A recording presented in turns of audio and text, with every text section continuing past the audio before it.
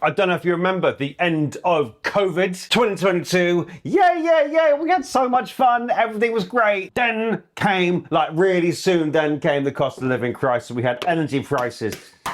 Then we had food prices because of energy prices. And then because your landlord's food price and energy price went up, your rent. Then it just everything follows because food and energy and rent are up. Getting anything done on the high street, you want to get your hair cut? Everything's gone up.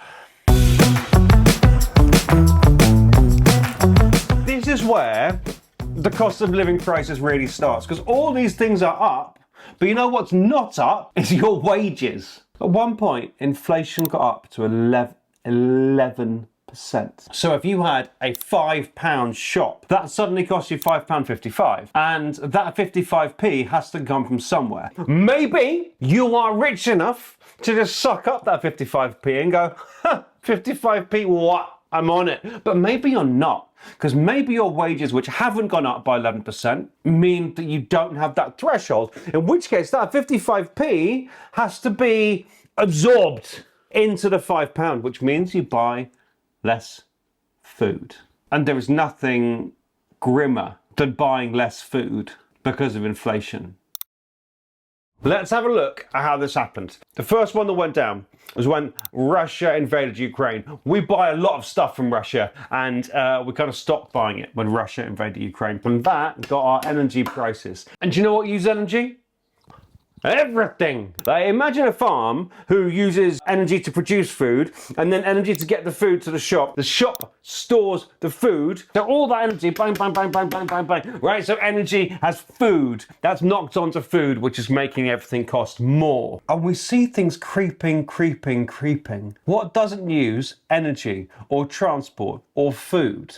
Let's throw into this some Brexit, because why not? Because who doesn't want to talk about Brexit? It is slightly harder to import and export goods with the EU. So there is a little bit less of that goes on. Starting here, everything's getting hammered all the time. And that's what makes it a crisis. This all happened a while ago. This all happened under Rishi Sunak.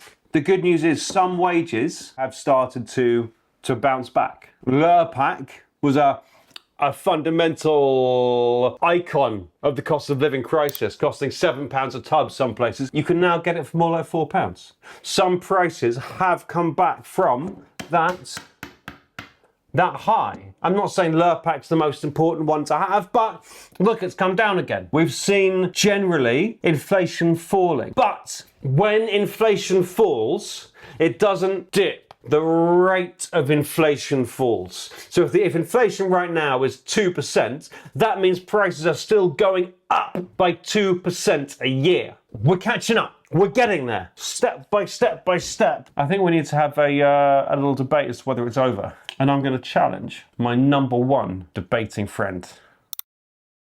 Wages are still low. Rent is high.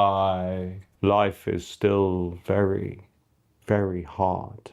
Well, that was uplifting, wasn't it? Thanks, Ian. Here's the thing. Let's be positive. We are doing trade deals around the world. Maybe that'll help. Inflation is coming down and wages are going up slowly. It's not 11%, nothing like that. The economy is growing, tiny weeny bit of growing, and we like the economy growing. It does make everyone better. We will never live in a time where some things aren't expensive. Technology is going to help us too. AI is going to help us. Hopefully house building will take rental price down.